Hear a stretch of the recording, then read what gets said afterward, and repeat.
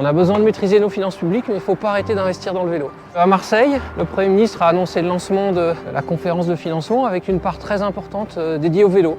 Salut, lancé en 2021, Mais à vélo fête ses 5 ans à Strasbourg, au cœur des institutions européennes. En France, la pratique du vélo se stabilise. Mais alors comment Europe, États et collectivités comptent-ils agir pour développer la pratique dans un contexte budgétaire toujours plus serré? On en parle au Parlement européen lors d'une journée dédiée au vélo.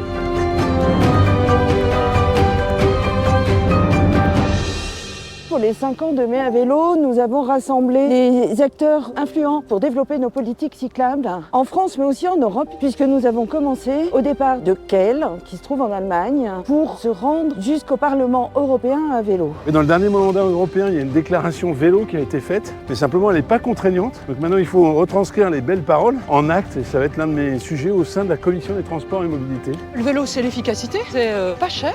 Le vélo, c'est bon pour la santé aussi et c'est zéro émission de gaz à effet de serre. La multiplication de sa pratique, la sécurisation de la circulation, c'est absolument essentiel. Le contexte budgétaire tendu est toujours compliqué. Des promesses qui ont été faites sur le vélo ont été rabotées par Bercy. Là, il y a une opportunité puisque c'est la fin des concessions d'autoroutes. Il y a de l'argent à récupérer pour financer les infrastructures de transport, à flécher l'argent des autoroutes vers d'autres modes. On va se battre pour que le vélo en fasse partie.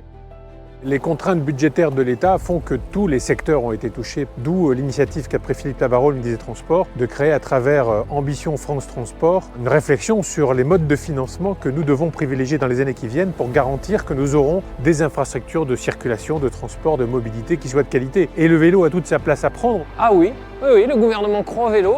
Le ministre Tabarot lui-même croit au vélo. On a besoin de tous les modes, le vélo, la marche, les transports collectifs, la route aussi. Et c'est l'objectif de la conférence, c'est de faire en sorte que tout le monde se parle et que tous les modes comprennent qu'ils sont complémentaires. Notre objectif c'est 100 000 km d'aménagement cyclable. Nous sommes à 80 000. Je vous donne rendez-vous dans 5 ans avec l'objectif atteint. Nous, à l'Eurométropole de Strasbourg, nous investissons un demi-milliard d'euros sur toutes les mobilités décarbonées, douces et alternatives, dont le vélo. Et nous ne baissons pas les bras. Ça y est, 5 ans de Mai à vélo. Comme nous voulions, c'est que ça devienne un événement pérenne et inconditionnel au mois de mai. Nous avons démarré en 2021 avec 1500 événements. Aujourd'hui, nous sommes à 7000 événements. Mai à vélo commence à s'exporter.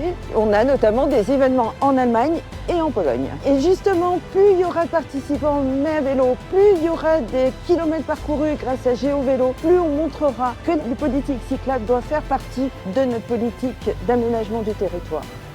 Voilà, aujourd'hui, Mai à vélo est au cœur de l'Europe.